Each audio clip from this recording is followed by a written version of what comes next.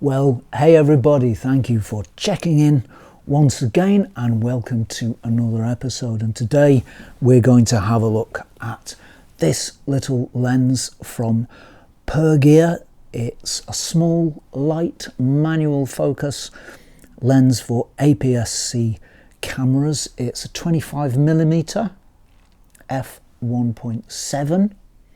and this lens has a little trick up its sleeve, but more on that shortly.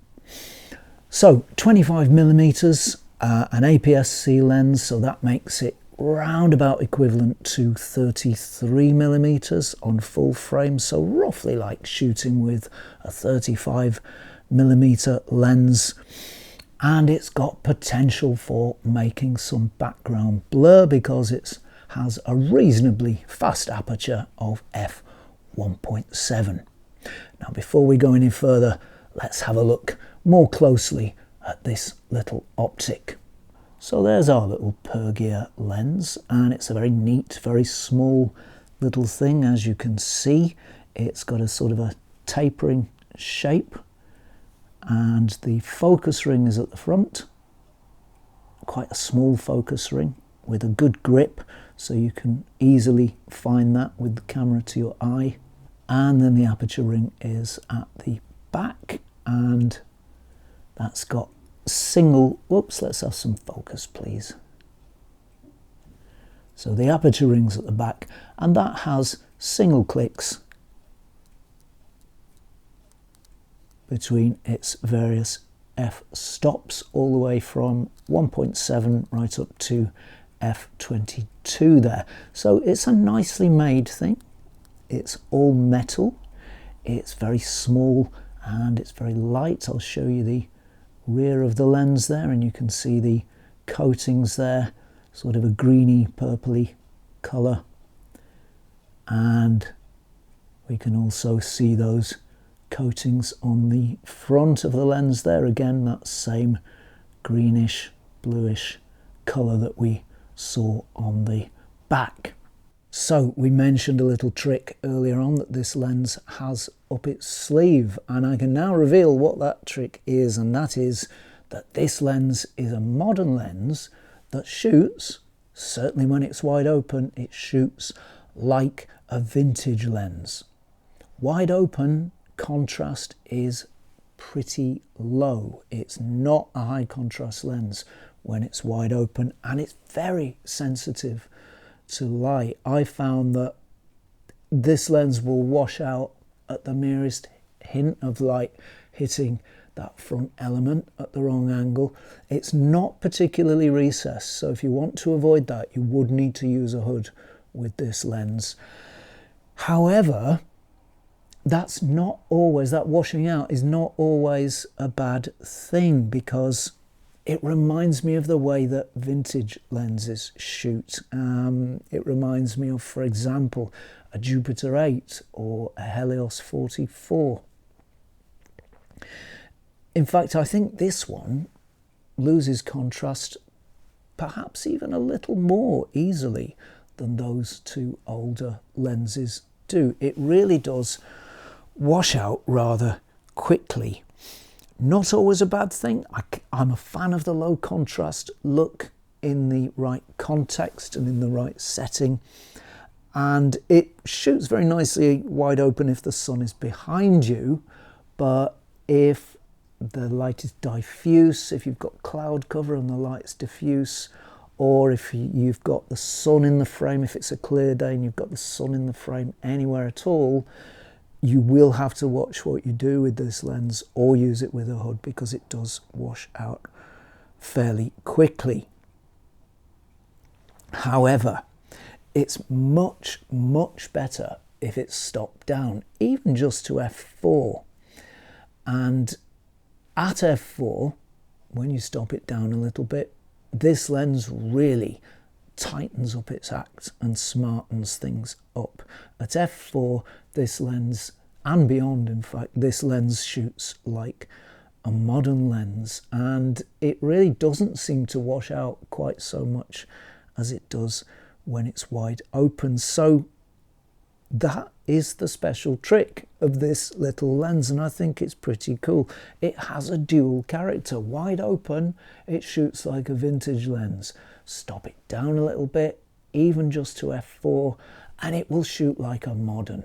Wide open, it's got some real vintage type character. Note the word type, because this isn't a vintage lens, it's a brand new lens, but it does, wide open, have that vintage kind of character, rather soft, a tendency to have low contrast images. So it's a real sort of two-in-one lens, and that's its little party trick, and it's quite amazing for doing that. In fact, so sensitive to stray light is this little lens that it reminds me of shooting an uncoated lens in certain situations, and that's why I drew attention to the coatings a little earlier on. We can see a little bit of greeny purpley coating on there. This is clearly a coated lens, and it's clearly a multi-coated lens because the rear element is also coated. However, wide open, this lens reminds me, I'm going to go beyond Jupiter 8 or Helios 44 or even Industar 61. This lens reminds me of an uncoated pre-war lens. If you shoot it wide open, it changes when you stop it down, but when you shoot it wide open, it does remind me of a pre-war uncoated optic. As far as sharpness goes, wide open, it can be sharp, but it can also be a little soft. There is a little softness in the image when you shoot this lens wide open, and that's another resemblance to vintage lenses that this lens possesses. It changes a lot when you stop it down. It becomes much sharper, in just the same way that it becomes better able to resist light falling onto the front element and washing out. It also becomes much sharper when you stop it down. So again, we've got this dual character. It's a kind of a two-in-one lens. It's a similar story with colour too. Colour can be very strong and resonant, but because this lens is so receptive to light hitting that front element, colour is sometimes weakened by that stray light, and it really is, again, for colour performance, it's better stopped down a bit where it really tightens up. If you shoot it wide open, it has that vintagey feel where colours can wash out. They can sometimes become a little less substantial than they might otherwise appear. But stop this little thing down just to f4 and it really tightens up. Colours become resonant, they've got depth, they have real body and power, but wide open, it's a very different story. Now, when it comes to background blur, we did say that because this lens is relatively fast at f1.7, we should be able to coax some background blur out of it, and indeed we can. And the blur that emerges, wide open, talking wide open now, the blur that emerges is generally well behaved. It's generally very nice, soft blur, very pleasant and very lovely, although there are one or two harsh spots, which again is reminiscent of a vintage lens.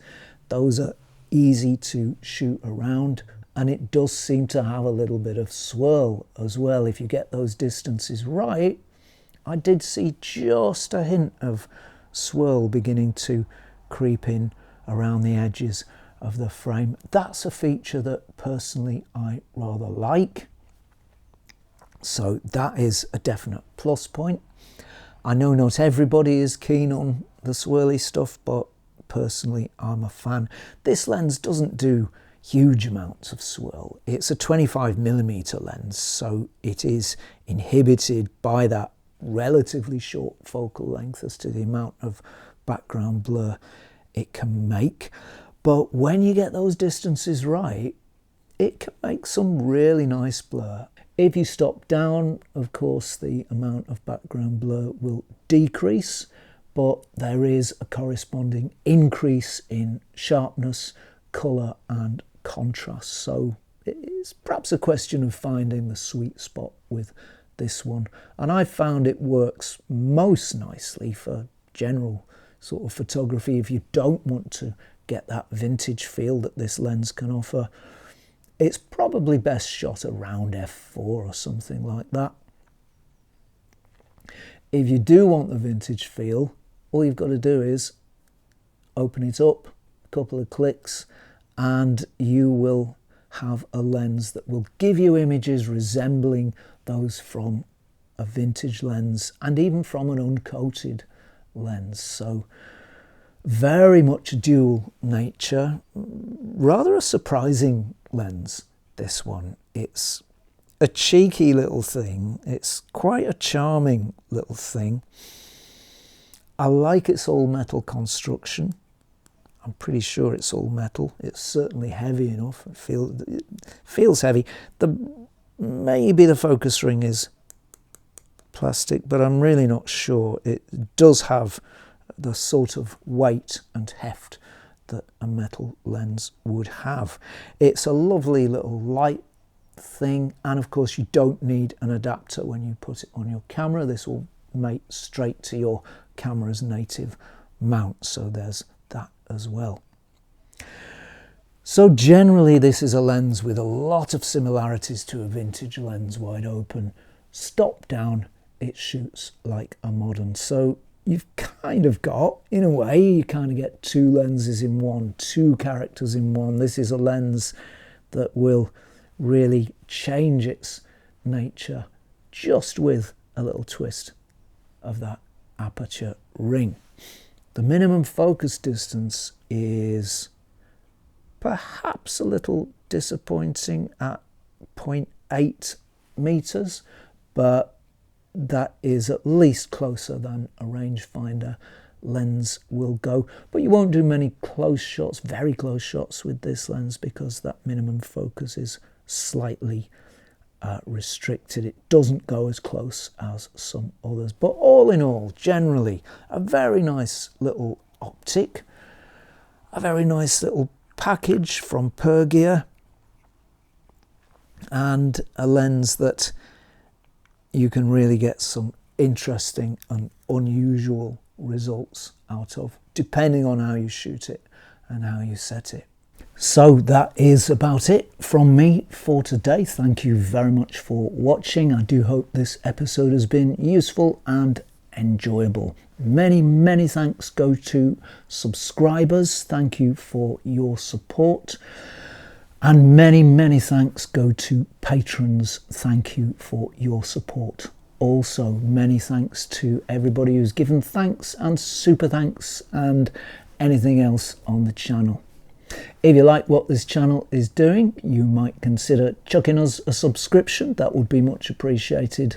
Or if you would like to support us on Patreon, then you can go to www.patreon.com/Zenography to support, and you can do that from as little as $1 per month. So as for me, that's it for now. And if you're not doing anything too troubling, difficult or irksome next week, please do join me for another spot of Zenography. Cheerio all.